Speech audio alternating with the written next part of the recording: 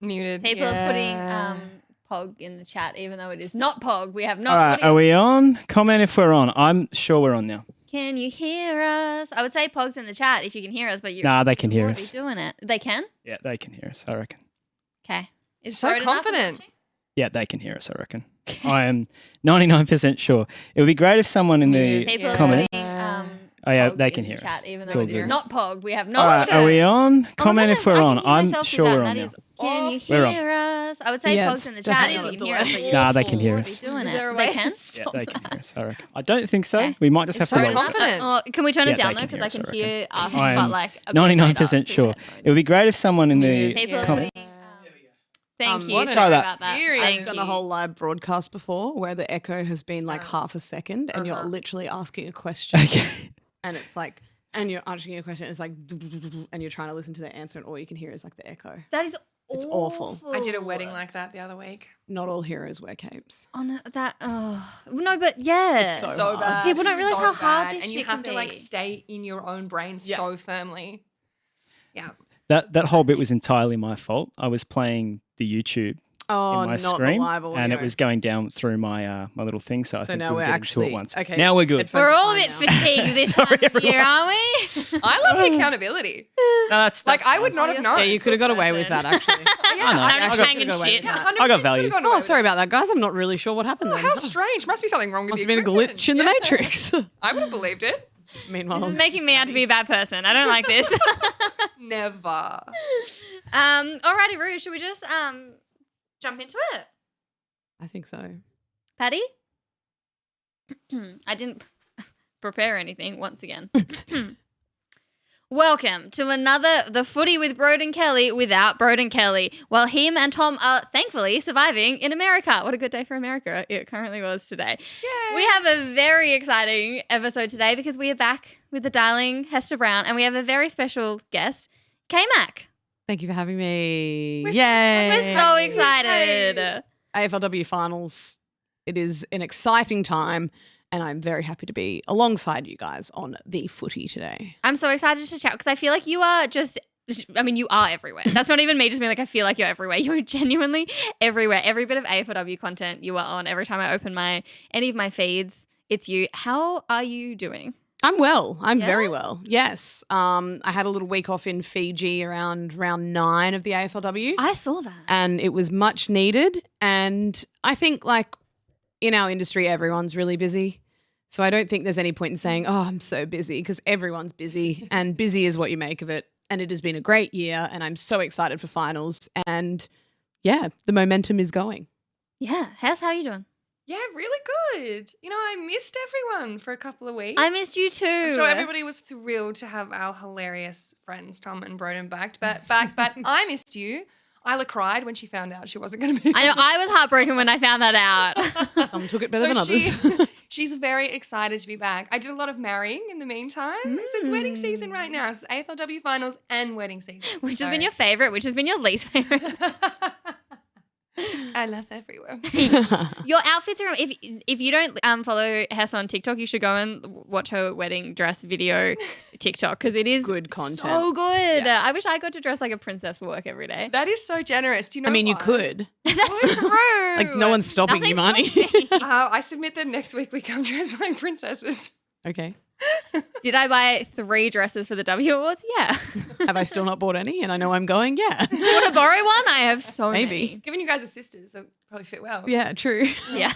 My wife's been like, what are you wearing? And I'm like, I don't know. And she's like, if I start finding dresses that I like, can I send them to you? And I'm like, yeah, if you want to. And she's like, good, because I feel like it's going to be like every other year where it's 2 days before and you're like, I need to go and get a dress. And so she's helping me plan in advance for the W Awards. So Am I she's wrong, an angel. though, that you're like a suits person? Didn't you wear like a purple suit last year? Yeah, I did. But I wear suits and I do wear dresses as well. So I don't really not wear dresses, but I probably lean more towards suits. You're But not put in a bit of box both. when it comes to Yeah. W Award fashion. yeah, don't tell me I can only wear a suit.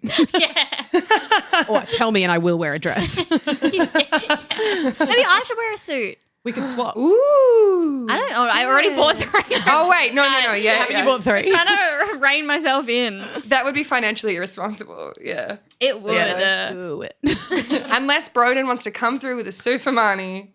Yeah, Broden, come through with a suit for money. He's not even on the chat. I can't make fun of him today. I love you, Broden. I did request a present today.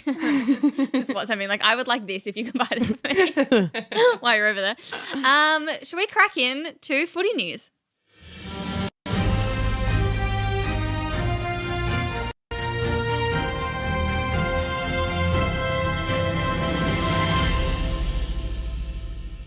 It is retiree and delisting season, which sucks. I hate it so much. I have so much like an emotional tie to so many players.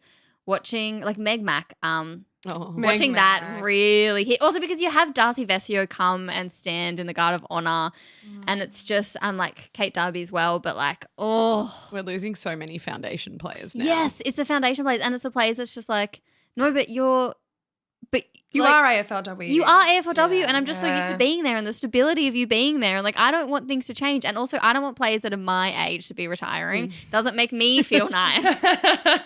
And- so true. And then like Privatelli, I took Beck Privatelli from Sydney particularly hard. I just love watching her play. I really do. Also, I just love that name.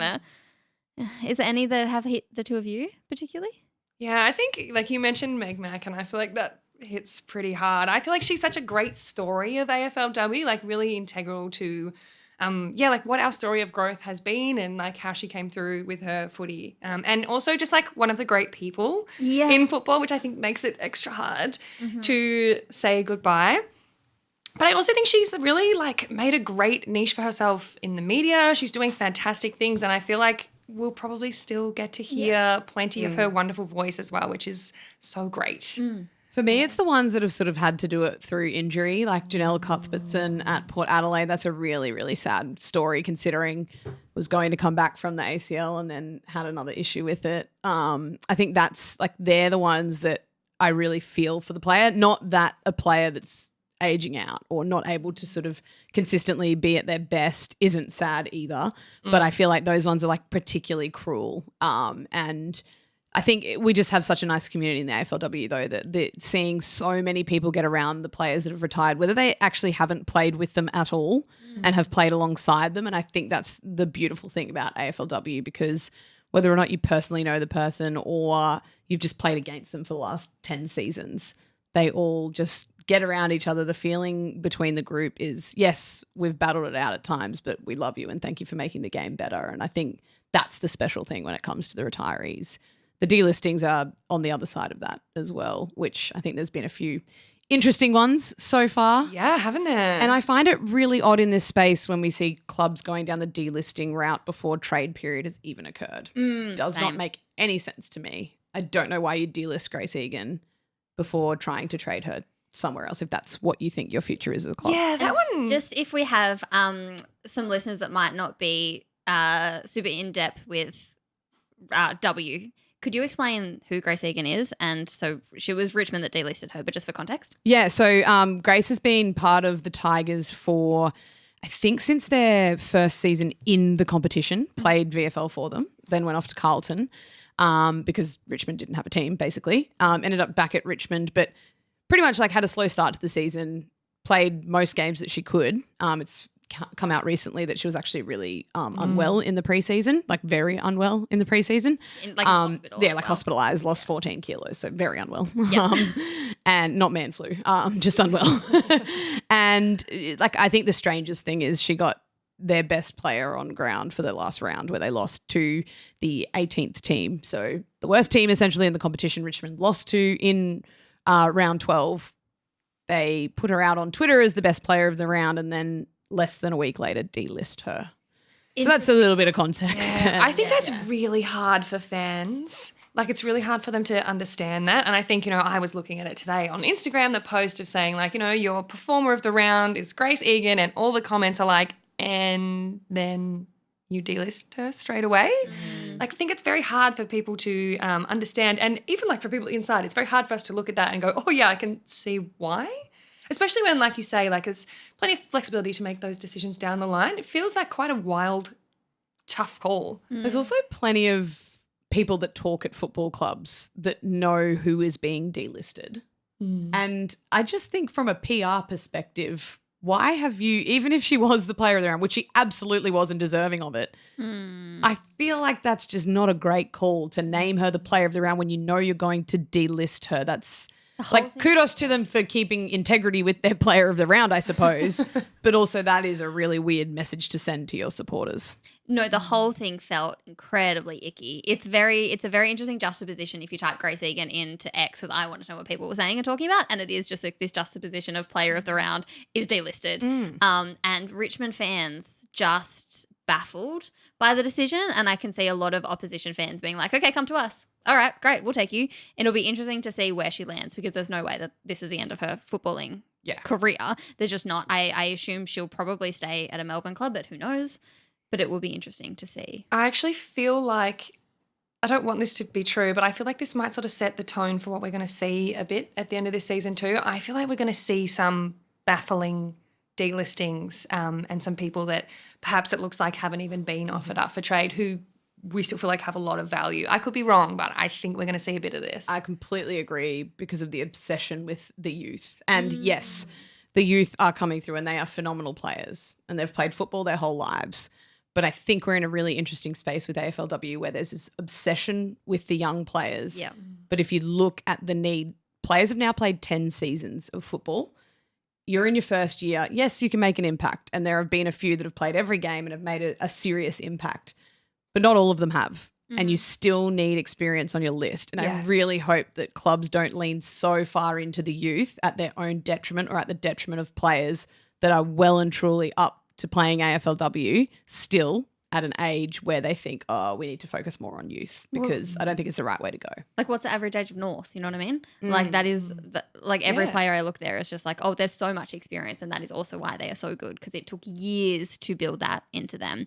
And I also think, just segueing into, West Coast and Saints being in their maiden AFLW series, which is genuinely so exciting, is that I think a lot of people look to West Coast and they're like, oh, Ella Roberts has changed that club. And like, yeah, but one player. Like, even if we juxtapose that with Richmond, who we were just talking about, they've got Mon Conti, like arguably one of the best players of the competition. Like, it's not just on one particular player. I think what Daisy's done for West Coast is, and the way that she has like lifted that entire side has just been remarkable.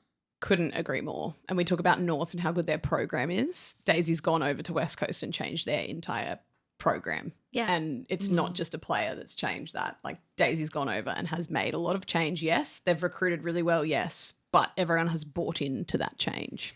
I'm so glad you brought that up, Kate, because I feel like I've heard two things this week a lot. And one is, I mean, we're hearing this a lot all the time because it's true. One is like the strength of North's list and how seriously they take their program and therefore what they've been able to build.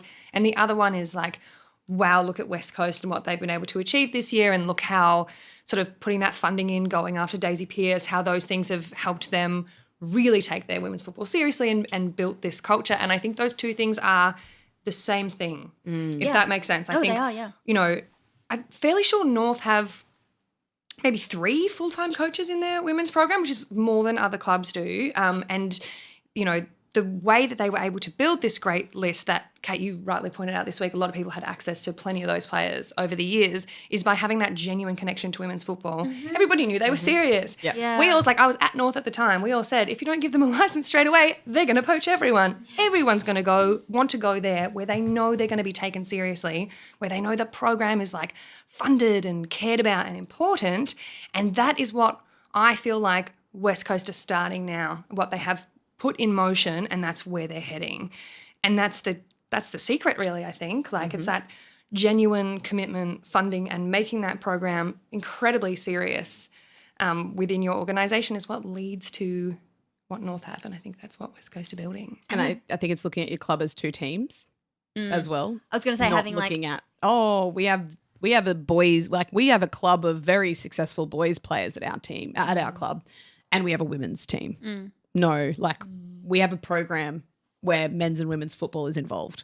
And I think that's pretty much how a lot of, like, both of those programs would look at their men's and women's program, not as an add-on. Like, especially off the back of the Daisy chat, just like a deep understanding that women's football is different and treating women's football like it's women's football and not just like copy and pasting the men's program, but with less resources. I think that it has worked well for some clubs. In addition to that, though, probably one that was questioned to start with was Nick Del Santo, his appointment.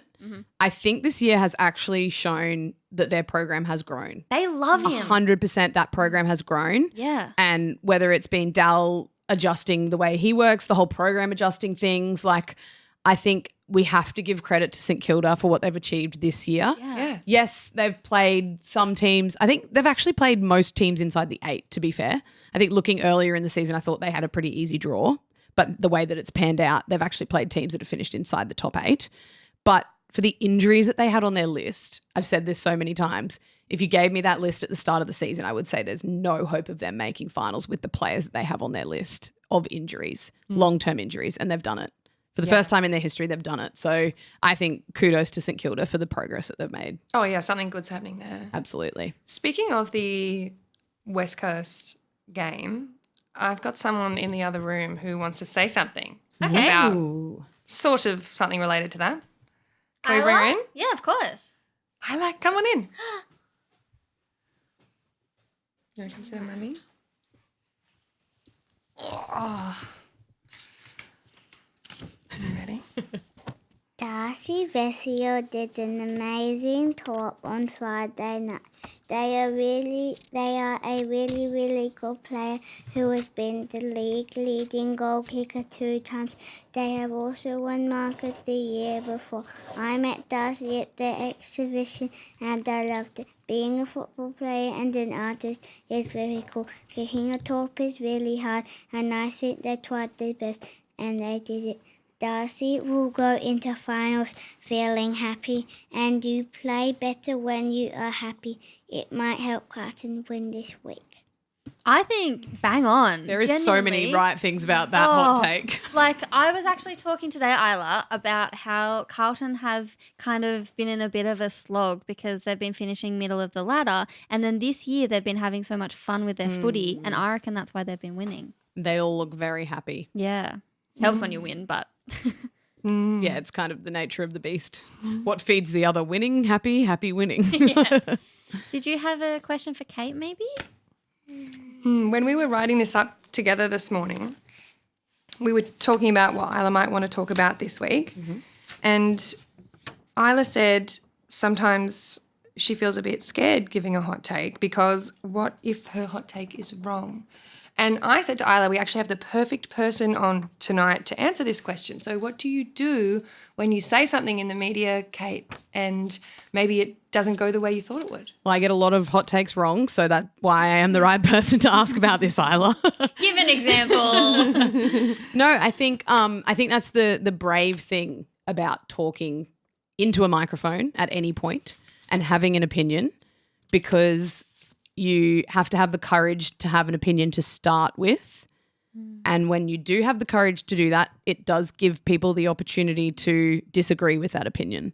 And I think that's also the thing that's great about media in general, is that your take can be right in your eyes and it can be wrong in Marnie's eyes, for example. But it doesn't mean that your opinion is any worse or any better than Marnie's, and Marnie's opinion is any worse or any better than yours, as long as you're happy to have that conversation in a really respectful manner and to listen to the other person as well. But I think the thing that upsets me the most is when people aren't happy to have that conversation in a respectful manner and they decide that you're wrong because of what you're wearing or that you're wrong because You're a of your woman. gender. That's not fair. Do you think that would be fair? No? No. But it's because you have the courage to do things like that that you can be put on the line and people can say what they want to say. But I would be very surprised if people had any problems with your hot takes. No, and if I they did, thought they'd have to Darcy's come kick through was me. awful. Hated it. No, Isla, that was fantastic. Well done. Good job, Isla. You want to go back out? No. Thank you, honey. Bye. Hopefully Darcy has Bye. another talk this weekend. That Yeah. would be cool. That was good. But I actually always think about this is that when teams are winning, it's when you get their most like creative and you get those things. Like I don't think Darcy would have kicked that had Carlton not won that game. Like there's just no Very way. true. Yeah. It was just that like they had the confidence and they're like, all right, why not? I'll kick this. Where like if there's pressure, I don't know if that would have happened the same way. A very fun thread in one of my TikTok comments this week, I don't know how West goes, was because I was talking about Daisy. I was talking about Daisy and how Daisy's just changed the fortunes of that club because she came in December 2023, so this is only her second season in charge. She's taken the Eagles to the main finals, and I said the Eagles were in a really bad spot before she came. They had 8 wins from 45 games, and then people were debating if I was sexist because I didn't like Michael Pryor, and I said that Michael Pryor was a bad coach. I was like,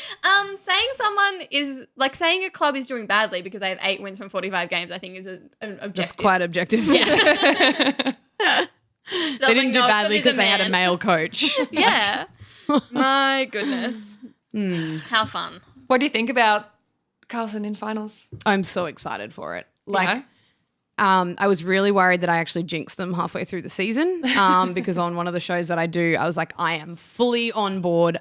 I am on the Flaggers train. Like, I love what they're doing. I just love the change in that team over the past sort of 12 to 18 months. And I love what Matthew Buck has done and his coaching group. I love how attacking they're playing, but we've seen that they've done their defensive work first. So there's other teams that have tried to go all out attack that have leaked so many points, but Carlton have just made footy fun. And you can see that it's fun for the players. And yes, there is definitely an element when you're more successful, it's way more fun. That's natural.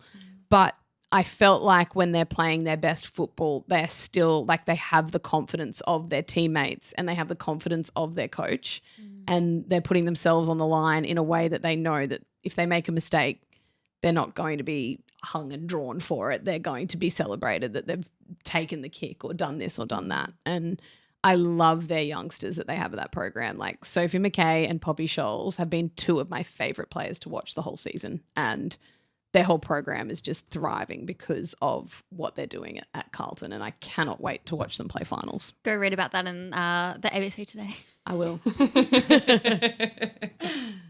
What about you? Who are you most excited to watch in finals? I'm excited to watch everyone. I'm going to go to most of the games that are in Melbourne, I think, all the ones that I can get to. But I'm really excited about this Carlton and West Coast game. I think there's a lot of intrigue in it and a lot of like really great personalities that are going to be out there and involved.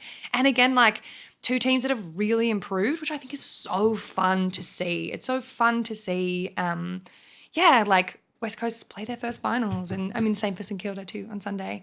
I don't know. I'm excited to see the new teams, I guess. Feels like it happened 5 years ago, but I would be getting so much trouble if I didn't mention Gemma Houghton. Oh, yeah. Oh, yes. Gemma Houghton. I know. First player to 100 goals in the AFLW. And, like, it was just one of those, like, fairy tale endings. She'd kicked 2 behinds in the last 5 minutes and then she marked it, a great mark, by the way, with 2 seconds left on the clock, and then kicked the 100th goal after the siren. It was just one of those, like, magical moments. And for, like, Gemma to do it. I know. I loved that. She is, like, honestly one of the most beautiful people you'll ever meet as well. Like, she is so kind. Yeah. And, like, you watch her on the field and you think, oh, wow, she'd be like so white line fever and so aggressive. And she is when she needs to be. But she is like a genuinely nice person that is just warm and like loves everything about everyone and everything about footy. And before the weekend, I thought it would be really poetic if Jazz Garner, who kicked the first AFLW goal, also kicked the 100th. But I don't think you could script it any better than what Gemma did on the weekend. And I think that was the perfect moment for someone to do it. And I think that will be one of my favourite moments ever of AFLW is the scenes after the game, like watching her teammates, watching her, and just the whole thing was just perfect. You could not have scripted it any better. And I love that Port have the leading goal kicker, Indy Tahu, and Gemma second. I think that if you take North out of the equation, it's just so reflective of how close this year is. Genuinely. Like, it's really competitive, other than North, which, like, I'm actually fine with. I'm actually really flat Port didn't make finals. And I know that's no one's fault except for Port's. Let's get that out there. I'm not trying to be like, oh, they were robbed. Well, I mean, maybe they were robbed. Let's not get into that because that's not what this focus is. But they are a team that I have just loved watching, especially the last sort of month of footy. They have played some exceptional football. Lauren Arnell and her coaching team need to be absolutely applauded. They have the youngest squad in the competition. Like, so that is insane. They are going to be good for a long time. Alberton, don't worry, you didn't make finals this year, but there is a lot on the rise there at Port Adelaide. I think they're really dangerous too. Like, they would have been great in finals because they are so dangerous. But we saw their next final year, last year. That was insane. We have 2 minutes from one and only Broden Kelly. Hello to the wonderful team holding the fort down. Hester, Marns and Kate, I believe. I hope you're having a wonderful show so far. This is your update from Broden Kelly.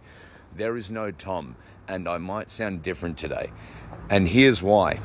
We are on the 3rd day of 3 shows, 3 cities.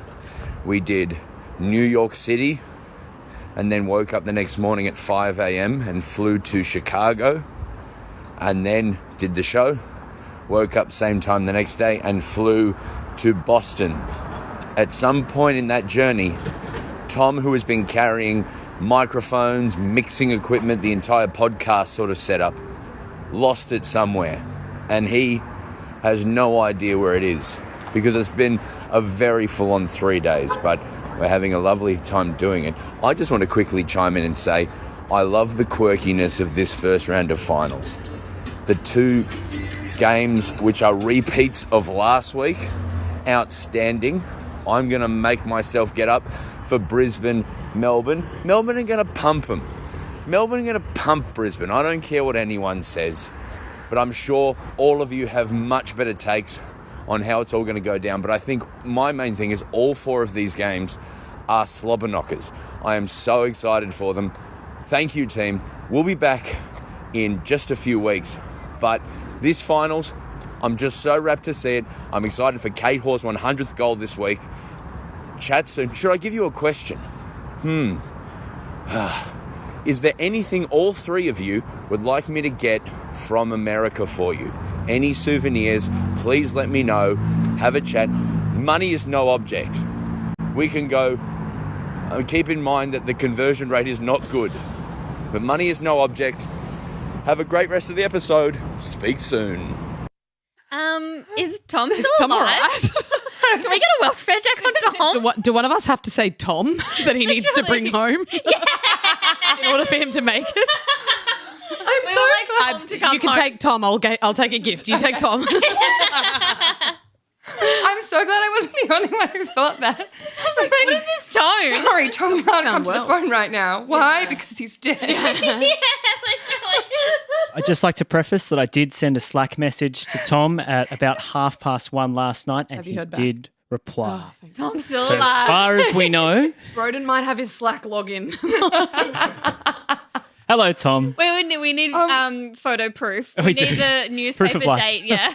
If money is no object, I want Taylor Swift and Travis Kelce bought back. Thank you. Yeah. I'll take Sabrina Carpenter. Maybe I'll The try. roller coaster ride of that was absolutely wild. First, it was like Tom's dead, and then it was like, I'll bring you back anything. you How much want. we just stopped giving a shit about Tom's well-being as soon as he was like, I'll buy you I'll buy you whatever anything. present. I'll pay you off. Yeah. Okay. But I really do like this suggestion that means that Tom can bring you back a suit. I mean, not Tom, Broden. If Oh, Tom yeah, comes back a at all, suit. Broden can I'll bring you take a back a suit. suit. Oh my goodness. Also, did he sound like puffed out? I mean, I know he's like three I don't know if shows, he was three puffed cities. out. I think he was Unwell. under the weather. Oh, Broden. Which is not funny. We love you, Broden. We really do. I'm going to be really thinking about things that I want now. I know, me too. I would like some WNBA merch. Okay, thank you. I was going to go Sure. down the merch route as well. Yeah. But Yeah. like I've always said, if I went to Seattle, because I'm a big Seattle Seahawks Yeah. fan, I want to buy something that's merch. I don't have any Seahawks merch because I've been waiting to get something from like a game itself. But if Broden wants to get it, it's still from that place. So I'll take that. You wouldn't say no. Nah. If one of you could put a request for a Cam Scatterboo jersey, Oh, that would be great, and you can just sort of leave it on my I desk. do That'd love be great. Cam Scatterby. If you don't know who he is, look him up. I was Pour like, one I'm out. feeling My really boy. uncool. No, he's insane. Yeah, So cool. Full head made of bricks. Yeah. Yep. Yeah. Surely you're allowed to put in your own requests, Patty. Yeah. Oh yeah, maybe. I believe in you. I feel like it's more likely if like if I just give you a He shopping didn't list specify now. that it was only us that could take requests. True. Hey, Isla, do you True. want anything from Yeah.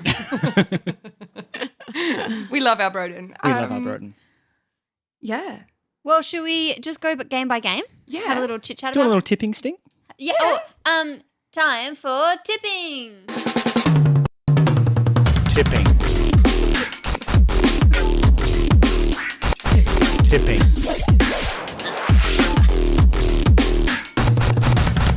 Tipping.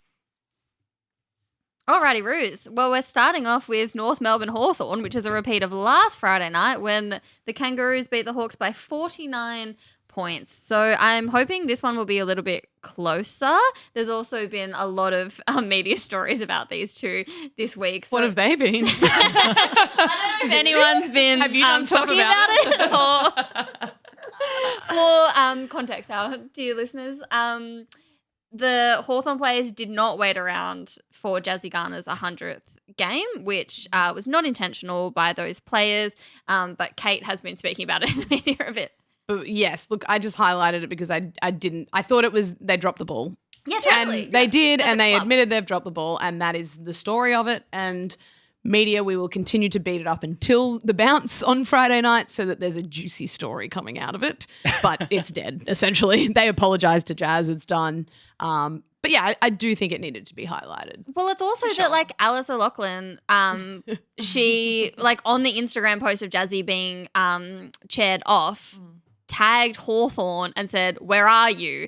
If a men's player did that, like Jack Ginnivan with the "see you in the Brodie Grundy, 14 days. see you in Yes. 14 days" thing, like it's kind of like a similar vein. Like you've literally tagged the opposition. It was club. great. It's so We good. need that It's in so W. good. I love it. And that is why I absolutely brought it up, because I was like, it needs to be known. Like, Yeah. this is spicy. It's juicy. It's Yeah. not, oh, they kicked 3 goals and lost. It's like taking this off the field and having some feeling in a game. I don't hate this at all I because love I it. feel like it's that good level of fun as well. It's not like nobody's losing their job over this. Like nobody, like, you know, I'm sure the Hawthorn, like we all know the Hawthorn players would have wanted to have been there. So no one's like, oh, they're all bad people. I think it's like that good amount of like juicy intrigue, a little bit of excitement, a little bit of a brewing rivalry. And I think like being a bit cheeky on Instagram, that's great. It's so good. That's good stuff. Yeah. You know, who's like someone that will absolutely take this out on the field is Alice O'Loughlin. Though. Like, she will play with the passion that they did not stand there for Jazz Garner's guard of honor. Like that will fuel her. Great. And she is manic on the field, which is just going to be great theatre. Her and Tam Smith went at each other all night on the Friday night before, and I cannot wait for them to go at each other all night on Friday night. Yeah, like I hope Hawthorn players are as well, kind of like you. We've been in the media every single day for this thing that was unintentional. We're mad too. Like I would love that. I would love these two sides with a little bit of like, I don't know, like grudge is probably not the right word, but you know what I mean. It is a little bit of a grudge. I think it's like building as a genuine rivalry now. Like we have different rivalries in W than what we do in AFL men's. and I love that. Yeah, I'm a little scared going there considering I was the one that brought it up and I have to do the game. So maybe I'll be public enemy number 1 of Hawthorn for highlighting it, but hopefully not. But you never know. There's a former Hawk. So who are we tipping for this game? 25 in a row for me. Yeah. North. Yeah, it's North. Isn't Okay, it? how much by? A lot of people are saying this is going to be closer. I think it's going to be similar. It felt close though. Like you walked away from that game thinking, oh, well, Hawthorn didn't turn up for the 3rd term. And then you look at the score and you're like, wow, they still won by just under 50 points. The North do that to teams. They kicked 5 goals in the 3rd term. It was done. Yeah. Yep. 50 points for me. I hope it's closer. Yeah. I really do hope it's closer, but I don't think Icon favours Hawthorn. Frankston was very narrow. They got to take away the uncontested possessions of North, which they love to use. It is a lot more sort of ground to defend, and I think that suits North really well. Could be a very interesting end to Hawthorn season to go into the final round of the home and away 2nd on the ladder, finish 4th on the ladder, and then potentially, like, because if they lose to North, they then have to play Brisbane or Melbourne. They were straight sets last year. That's too. hard. It could be like I don't I don't want to say like I don't want to say it, but Yeah. you know, it could very easily be a pretty big fall, which would be hard. Did you read much into what Daniel Webster said to you on Talking W, where he's like, "Oh, we just tried to play footy. Like, we didn't really come in with any plans." Do you think they're holding stuff back? Or well, is it just yeah, coach I think there's like Dan Webster is a very good coach. He knows sort of his team really well, and I think he's a very good tactician of football. And I like, yes, it could have been a little bit of theatre saying we didn't sort of move the magnets, we didn't do all of the things, we didn't show all our cards. So yes, there might be some theatre in that, but I genuinely believe he has a few positional changes to move or to pull this lever or that. And I do trust him in saying that they didn't do it on Friday night because they knew they'd probably face them again that next week, which I respect. That might be all smoke and mirrors, but I think he's a good enough coach and that program's good enough to actually have some genuine moves to make. I think the biggest loss for them, though, is no Lucy Wales and no Emily Bates. That makes an already hard situation even harder, especially with how tall North Melbourne are as well. I think as well, it's like, no hate to Hawks. Hawks are doing a great job. Like when I say I think North Melbourne will run away with it, that's a North Melbourne thing. Yeah. For me. It's not a Totally. Hawks thing. They've had a great season. Yeah. And like the Kangas have had a few, like their first quarters haven't been their best quarters. It's like kind of, it feels like they're feeling the game out a bit. I mean, against Richmond, I was really impressed with Richmond. Essendon, I mean, I know Essendon had the wind, but like they were in it. And then North just adjust really quickly. They just played Hawks. They've already know who they're coming up against. I don't think there will be that adjustment period. It could be 100 points if they win. Let's hope not. Ha ha ha ha ha. They are just the survivors, as I said during the call. They outwit, outlast, and outplay anyone that they play. And that's just the nature of the beast for this season. Yeah. You can go with them for a quarter. You can maybe go a half. I really don't think anyone's done 3 quarters of good performances. Yes, they sort of switched off in the 4th quarter, but they'd won the game essentially. Yeah. No one can go with them for long enough. That's my take on North Melbourne. Yeah. Same. Moving on to Carlton West Coast on Saturday afternoon. I'm so excited for this one. What is the weather forecast on Saturday? Because that genuinely changes this game. Yeah. I reckon if it's a dry game, Carlton do very, very well. Yeah. I think if it's going to rain, which I think it's supposed to. You know what? I was at Carlton It this is week and supposed to. someone actually said that to me there. Because they were even talking about the teams that they think that they can win and the teams that they think that they can't. And they were like, it actually depends so much on weather. Yeah. Cop this. So minimum of 11, maximum of 15, possible rainfall anywhere between 2 and 20 millimetres. Oh. So Can't wait to take my kids could be out. interesting. I'll have to talk to Jane Bunn and get a real forecast. 2 great Saints people. Jane and who else? No, the chat is full of St Kilda love for you. Lovely. Yeah. That's a change. Apparently I hate them in North Melbourne. Oh my goodness, I can't, honestly. I know that like part of the AFLW evolving means that we have really one-eyed supporters and like a lot of the dialogue online from fans is changing as well. But like the thing that I loved about W in these early seasons was we didn't have that toxicity. Some of the commentary, oh my God, fans need to relax a little bit in the way that they absolutely pick apart each other as well as like the media and people that say I'm not sure how the I hate North Melbourne narrative's going after this week though. Like, what can they throw at me? Actually, my Oh, narrative you was, stuck I up for hate Jazz Garner. You hate North Melbourne. True. They were just like, we don't know how to deal with this. Oh my God. Stop saying nice things. Yeah. Oh, wild. Surely nobody hates North Melbourne. Well, you know, I mean, like, Apart from Kate. Yeah. oh, sorry. You're sitting with her. I mean. With the rain, I think West Coast are well and truly in this game. Yeah. I still think Carlton get it done, but no surprises either way. And like, my heart is in it for both those teams. Same. I was just thinking. I wish they weren't playing each other in an elimination final. There are other teams I'd like to eliminate before those two. Yeah, go. North Melbourne. Wait, is that North Melbourne? Anti-North Melbourne. Kate McCarthy wants them out of here. Hess? I actually find this one really hard because I really want them both to win. Make a call. I think Carlton. Yeah. We're a Carlton AFLW podcast. Oh, that's right. Yeah, we are. They give us the You've got the nicest jump to in us the back and we're of your easily shot. bought. Go the Flaggers. Yeah. What about you, Marns? Oh, I was hoping. Yeah. We both had to choose Think our they're favourite past daughter, Kate. so you have to choose as well. I mean, they just played West Coast, and I think that they looked pretty dominant against them. They just looked in control of that game. But same, like it really depends on the weather. I'll go Carlton. But also, I don't want the Blues. I also think the Blues could fall into a trap of being too overconfident because they just beat the Eagles, that they will go into this game thinking we know how to win.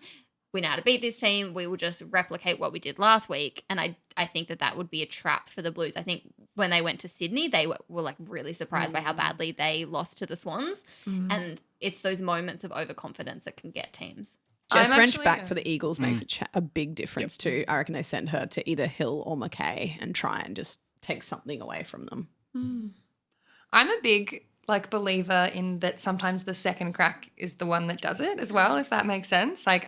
With my friend Marty Dangerfield, we talk about this a lot. And I always say that I think it's good for a team to lose either at the start of finals or before finals to Agree. stoke the fire in the belly and not make sure you're not too overconfident and also to have something to improve on, I think. Whereas if it's too easy, I think you can sort of fall into that trap. So sometimes I feel like that first loss is what powers the second win. Yes, I agree. Maybe it's because I was a St Kilda supporter in 2010. But yeah, sometimes How I feel did like you that need to really well. Thanks for asking. Sometimes I feel like you need that loss. You can't. Well, fall I mean, through. the grand final winners have all lost the year before for the last, 4 or 5 seasons? Except for the 2 seasons that I played in both grand finals. And we lost them both, didn't we? 5 points both times. Haven't forgot about that, have you? Oh, God. But but that honestly, like within your line of work though, that must stink so much. Just Nah, knowing it you actually always be, doesn't. Like I wasn't that premiership great a player. footballer, let's be honest. Like I was. All Australian. Yeah, but over like here. in the first year, like I got lucky. I really did get lucky that first year. Not many people were that great in the first year. I had a very lucky season. I was very fit. I was very fast. No one knew anything I'm about not me. sure like being really fit is a lucky thing. Yeah, I think it's true. like probably takes effort, but that's just yeah, me. see, I'm You know not what? really I was fit. not selected. At the end of the babe. day, I'm always going to be an All-Australian. Exactly, That's all that's that what I matters. mean. And That's what I've I built mean. my career off that. Yeah. Yeah. I love this. And I like this energy. No more talking yourself down. I like the second bit. Like I want to quill and I won't stop fucking talking about it. You know what I mean? I have nothing to contribute. Well, No, that's not true. that laugh was a little bit too real. Right? No. Yeah, no. Yeah. All right, heading over to Sunday. It is Melbourne and Brisbane. I am also so excited about this one. And we also got this in the penultimate round? Penultimate. Yeah. Yep. Penultimate round. Yeah. The second last round of the home and away season, we got this. And Brisbane won, but only by what? It was like 11, 14 points, something like that? 9, I think. 9. Yeah, Even yeah. better. I think. Less than 2 goals. Yeah. They won by less than 2 goals, which, Melbourne had a lot of this game, and then Brisbane came back strong. So I think this is another one where, like, Melbourne could easily win this. Brisbane could easily win this. But you would. I think the last time these two teams played, Brisbane's depth was really on display. Yeah. And I think that's to no fault of Melbourne's own. They've lost a lot of their depth with injuries. Like Liv Purcell through the midfield. Yeah. I think the first time they felt that loss was against Brisbane. That is a massive loss when you're coming up against a team that is so well oiled and has really built into this season, which Brisbane have. Every time I tip Brisbane, it's, she's a Brisbane fan, so she must tip Brisbane. If I genuinely thought Melbourne could win this game, I would tip Melbourne. But I think Brisbane just have a few too many weapons across the midfield and the wings. We saw Sophie Conway absolutely dominate this game last time. Eliza McNamara was a brilliant matchup, but I just think Melbourne just don't quite have the depth this season to get it done. In saying that, though, Kate Hawke could come out and kick 4 and single-handedly win the game for them. Yeah. Eden Zanker, I think, is a big player in this game. She kicked 2 goals, 2 last time they played, and one of the behinds is like right on half-time, which could have been a huge momentum shift and would have got the lead out to like 20-something points to the Ds. So I think that was a big sort of key player or key moment in the game that didn't quite go Melbourne's way. But I think the Lions just get this done, but could go either way if both of these teams perform. I think Eden's really on fire at the moment too. She She kicked is. 4 on the weekend, and she's looking like one of the strongest sort of like lead-up mark key forwards, I think, in the league. Like she's really regularly challenging whoever's playing on her and looking really, really strong. And I feel like she's one of those real confidence players too, and she'll be taking a lot from that. I actually reckon, the Brisbane person says Brisbane and the Melbourne person says Melbourne, but I am going to tip Melbourne. I think the home ground advantage, while it's not Casey Fields, it is something to not be at Brisbane's home ground. For me, I think it'll be really close. Brisbane could definitely win, but I'm tipping Melbourne. I don't care what happens in this game except for Kate Hoare kicking 100 goals. Oh yeah. Like, I just cannot wait for that moment. She is just such an exceptional footballer. She is my favorite player in the whole competition. I know I'm not supposed to have favorites. Oh, you and love Isla. Kate Isla's Hoare. first hot take on this pod was that Kate Hoare should win the best and fairest. I have her for the best and fairest. She won't win, unfortunately. I mean, she might. Strange things have happened on best and fairest. Good And I enough. haven't but I just love her. I'm unashamedly Kate Hoare's biggest fan. Just like one of those people who truly can turn a game all by herself, which is just like mind blowing to me. But I also think we had a tattoo bet going for Jazzy Garner and Kate Hoare for 100 goals, and neither of them got there first, so we both have to get tattoos. just kidding. But I think as well, like Kate Hoare the last 2 weeks, she's kicked like 1 goal each game, but each of them have been like a goal of the year nomination. What if you just kicked 2 plain ones, okay? They don't all have to be amazing. Just a set shot straight in front, 10 out. Just do it, all right? But I'm just so stoked that she's even playing because I think it was in the last 2 minutes or 5 minutes of that Geelong game, she got taken off and she needed to get a HIA. And it's like, if she's concussed, obviously that is the worst thing would be the concussion. Yeah. But it was just Melbourne without Kate. Massive loss. Massive. Anyway, I'm so stoked for this. And I think as we speak, Kathy Sparks at the tribunal Oh, trying to get the yeah. one gamer overturned. Or if you talk to a particular publication, her sister Ruby is that. Yeah. No. They just put up the Sparks wrong missed quote. up. They put up the wrong spark. Yeah. Ha ha ha. I'll go. They really I don't sparked know. it, didn't they? I don't know. I just like a coin toss for this. Like I really hope it comes down to like the last, the last goal in the last minute. Could be like the game of the year. If both of these Hopefully. teams perform. The last time they played, it was one of the best games we've seen for a different reason to some of the other best games we've seen this year. But like this has the potential to be a real blockbuster. Yeah. I'll go Lions. It's all right. Broden's with me, so it's 2-0. Yeah, our Kate Hoare chat really woke Broden up. And then closing out the first round of finals, Adelaide and St Kilda. Aren't Adelaide interesting? So interesting. 3-time premiers only scraped into finals with a win in the final round against the Dockers. And even that, I think the final score, they'd won by 2 or 3 goals. But midway through the fourth quarter, they were still could have lost it. Yeah. It was anyone's game, really. Yeah, so interesting.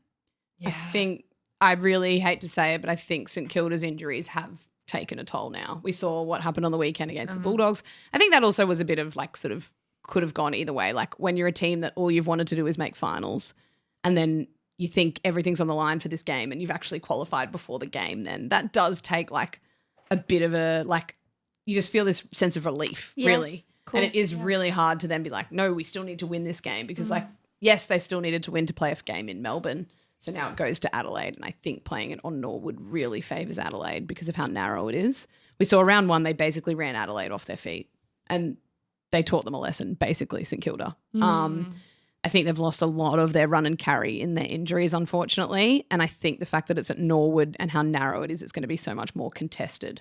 I really hope St Kilda prove me wrong and like really push Adelaide, but I'm really worried that this could be a bit of a blowout with the experience that Adelaide have in finals.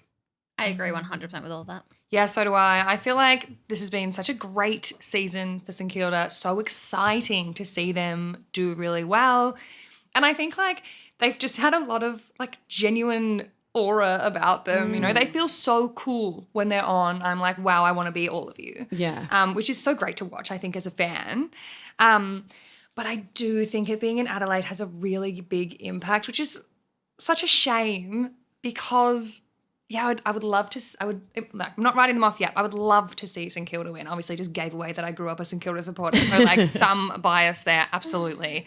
But yeah, I would love to see St Kilda win. And when I was watching that game last week, the Adelaide game, I was already thinking to myself, gosh, it's going to be so much to talk about if Adelaide don't make the finals here. Like that is absolutely massive. If they were to not make it, that's like turn the AFLW landscape on its head. That's so huge. Like we know them to be, you know, the big 3 or the big 4 if you want to include Melbourne with Brisbane and North now. Yeah, it would be such a change. I almost feel like you just can't, now that they're in and they're so experienced and they just do have like such an incredible quality list and maybe a bit less hurt on the injuries and have the home ground advantage, I think my head says Tip Crows, but my heart says Saints. Yeah. I think they get Chelsea Randall back as well. Oh, I think. do they? Let's hope. Yeah. Like, let's hope for her sake. Yeah. She hasn't played since round 5, I Nah. think. Yeah. Like, let's hope she's gets through the game if she does play. But that's a big in if she's in. For context, she's had concussion issues throughout the season and has had recurrent symptoms, which is what's kept her out for those who aren't aware. Yeah, Crows have just been here before. Saints haven't. Crows. If I had a wish for the weekend, it would be that it's a competitive game and that St Kilda like put everything on the line, and if they do lose, it's like a really narrow margin that's not as depleting as what we saw last weekend. I just really hope that that's the case because, like I said, they have so much momentum. They've gone so well. I hope they take that into next year and don't have a feeling where it's like, wow, we came so far, but we're still so far off it, because I really don't think that they are. I actually think, like, looking at across the week, like everyone was talking about the 5-8 Carlton West Coast. I was more interested in the 6-7 because I think Adelaide In the what? Sorry. in the 6-7. He just wanted to say 6-7. He came on mic just so he could have an excuse to say 6-7. You're going to summon Isla from the other room now. Oh The my children have heard that. We've already woken Broden up. But Adelaide have looked genuinely really tired in so Yes. many games this year. Like I did the Richmond Adelaide game and they looked like so slow out of the blocks. The North Melbourne game, albeit it's North Melbourne, but they didn't turn up till half time. So I don't know. I feel like the Saints off a quiet week. Petition to play at Adelaide Oval so that they can run them around. Maybe. I'm all I feel for like it. that's Saints' best option. Make the field bigger. They're playing on a soccer ground at Norwood. Yeah. The is straight so boundary small. lines. It is so small. But yeah, I think, and without Randall, like, she just straightens them up so much ahead of the footy. Yeah. I don't know. I feel like it might be. I think it's going to be closer than I hope people it think. is. I still really think hope it Adelaide is. win though. Yeah. I should have done this earlier. We say goodbye to 10 other teams. Oh, yeah. Do you have any thoughts or feelings about Essendon, Hess? Oh, about Essendon. Well, yeah, you're was a part nice of to- the Essendon family now. It was nice to end on a win. Oh, that Sydney yeah. game. What a frustrating to watch. unique and interesting experience. But it's so happy when you win a game at the end of the season and then it doesn't feel as sad. I love that. Love that for Shout us. out to one of my best mates, Bailey Hunt, for getting her game. Yeah. Like, have we ever seen, I don't know, like, I'm not a statistician. Have we ever seen the runner of a team play for that same team in the history of men's or women's football? Surely that's not. so good. Like, that is niche. And I'm calling her the difference. love Yeah, it. Essendon's record was love Bailey it. Hunt the side. One and zip. But we say goodbye to Sydney, who finished 9th, was supposed to make finals, but lost to Essendon because they couldn't kick Yes. more than one goal. To be fair, they played in horrific conditions. Horrific. Aren't It was- Swans supposed to be able to swim, though? Like, yeah. It was kind of like obviously Essendon and Sydney are not the quality of Geelong, Melbourne, but it was so clear to me to have these two games on at the same time. One, they're playing in horrific conditions, can barely move the ball, and no one's scoring goals, and then you've got Geelong and Melbourne playing at Cardinia Park in a protected stadium, and the game's really good. How Like, crazy. Crazy, right? Port Adelaide, I think they have so much to hold their head high about. Oh, totally. I would be so you'd be so forgiving for them to be a little bit disgruntled that they're not playing finals, given that that umpire decision took a win away from them, which meant that they would have been playing finals, but I guess that's just where the competition's at the moment. Fremantle also had a pretty, like, they can hold their heads up really high for this Yeah. season. Made it all the Big way. losses early cost them. Yeah. Really big losses early. Made it to the final round. I think that is a really good effort. And also just like Kiara Bowers. Yeah, wow. Yeah. Western Bulldogs started looking a bit shaky and then had some really interesting and If good you are games. buying stocks in any team that finished outside the 8, apart from Port Adelaide, Port were very good last year. If you are buying stocks in any team in the bottom 10, buy stocks in the Western Bulldogs. That was huge. Their run home, so impressive. And I've said this on everything. Please play attacking football come round 1, I 2026. know. Yeah. Please start the season the way you ended it, because that was exceptional. And that was really impressive. And you scored over 60 points 3 times. And we don't need you to see dour defensive football. You play really good attacking football. So go the Dogs in 2026. Oh, I Yeah. agree with that. Also, Cats, an interesting year. I thought that they would finish a lot higher than they did. Started quite poorly, then they had a bit of a good run in the middle, and then just couldn't get it going. And they have the players to do it. They have the moments to do it. It's kind of the thing, like even just like Jackie Parrier, whether she's on or not. Like, what Yeah. do we? I don't know. I find them frustrating because I think that they should be so much higher on the ladder than they are. Could not agree more. If there was a game they needed to win, you could almost guarantee they weren't going to win it. Like, that was the season. Like, Yeah. if there was a game that you were like, all right, they must win this game, Yeah, they just couldn't get the job done. yeah. And you can't have a 12-round season and drop those ones. Yeah. Like it punishes you. And now that it's so competitive, the AFLW, like maybe previous seasons you could have fallen into the 8. Maybe when it was the conference system and one conference won 2 games and the other conference won 8, you might have made it. You could be playing in the granny with 2 wins. Oh, Carlton of 2019. Oh, man. Yeah. Oh, good old same. Conference B, always the winner. It still bugs me so much. Essendon did not have the season that they were hoping for. Started really strong. They started with 3 wins and then just could not get it going. Had a lot of injuries, a lot of reasons why, but I think that also a lot of people maybe predicted that they would finish where they did, which was 14th. And Yeah. Yeah. Yeah. Yep. I think that's fair. Collingwood. Collingwood were my big risers. I hate to be wrong, so I'm a little bit annoyed at them. They had their patches. They had their moments. I think that they were really well structured, but they just couldn't finish things. The first 5 weeks was so hopeful. Yeah. Like they pushed Melbourne. Yes, they beat that Melbourne Sydney. game. Yeah. They matched it with another team that I cannot remember right now. But like they were so impressive early. Yes, they had some key injuries to key players later in the game, later in the season. But everyone does. I think injuries, bar maybe Essendon, they had like their runner played. That's how many injuries. Yes, they had. literally. But like, yeah, I think Sam Wright is a great coach and I think he knows what he's about. Yep. I think they need to make a few tweaks. I think Collingwood, you should go after Grace Egan. Absolutely. 100%. As well as most of these other teams we have mentioned. But yeah, need another bit sort of experience in their engine room and another option up forward. Yep. Because that's where they struggled. As soon as Ash Centra was out of the team, it was like, who's kicking their goals or who's looking dangerous apart from Kalinda Howarth? Maybe this is just me and where my mind goes all the time, but for me, Collingwood and Richmond sort of similar in that I'd like to see them play more to the players they have. Like part of me feels like with who they have out on the park, maybe they're not playing the ideal game style for what they've got. And I think sometimes we can get into our head and go, oh, it's the best to play. This is the best game style, but you've got the list you've got and you can't make huge sweeping changes to it each year. Like I think you kind of have to work through to the right system. And for me, I feel like they could do with a little bit of a system change. Yeah, great call. And then I hope you're okay with me bundling Richmond, GWS, and Gold Coast all together. They all finished the season with just 2 wins. Richmond are obviously doing their big review. I think that Giants should also potentially do a review. I think it's about time if that was to happen. Yeah. And Gold Coast finished bottom of the ladder, wooden spoon, that I think a lot of people predicted. Of those 3 teams, I think the most upside is Gold Coast. I think they're young players like Havana Harris, holy Lord. She is going to be anything. I think they're young players and they'll have a whole lot of academy players coming through next year. They'll also have the number 1 pick clearly, which I find so wild. Like you can play the team that's 16th in the last round.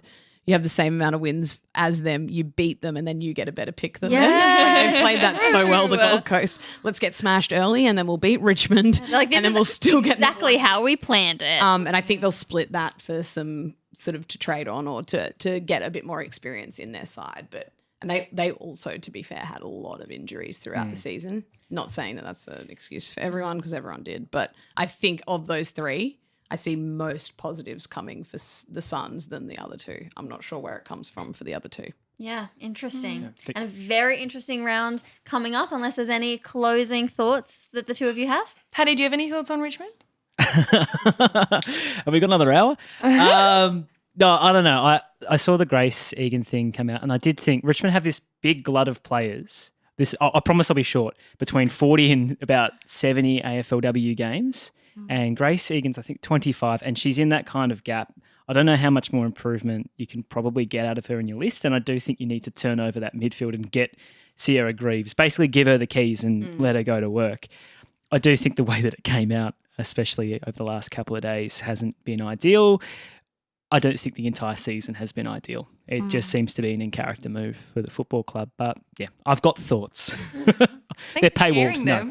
My last thought is that Grace Egan also won Mad Monday. Oh, true. Love that. Went as the Virgin flight attendant. Nailed it. Looked amazing. The wig was really good. It was so good. And I think their theme was suits and wigs and she just nailed it. So, you know what? You go out a winner, Grace. We love you. I think Welcome to Collingwood. AFLW Mad Monday looks really fun. Yeah. It does look really fun. Yeah. crazy that you can do costumes and not get in trouble. I know, isn't that Wild. Who would have And thought? that is a fantastic note for us to end on. Thank you so much for joining us, Kate. It has been a Thank pleasure. you for having me. Kate. Thanks as always, Hess. Thanks for having And me. thanks for being brilliant, Patty. Thank you, Marnie. All right, bounce that pill. Okay, thank you everyone for tuning in. We are now, Kate, just hanging out with the YouTube people who are watching. But Yes. Thank you for everyone being lovely. Broden went back to bed when I did the 6-7 thing, so Fair enough. You That is unsummoned fair him. enough. He Thank wasn't you, planning everyone. on it, but he fell asleep. pretty much. Thank you, everyone, loved for the episode, joining. though. It has been, I don't know. I love you all so much. Thank you. Tom, if you can let us know you're safe. Yeah. Yeah, Thank you and to bring the- the, yeah. Thank you to the dog father with the donation as well. He said they'd said they would love to see Izzy Grant as a guest. on the pod. So maybe right. we'll see. Thanks, everyone.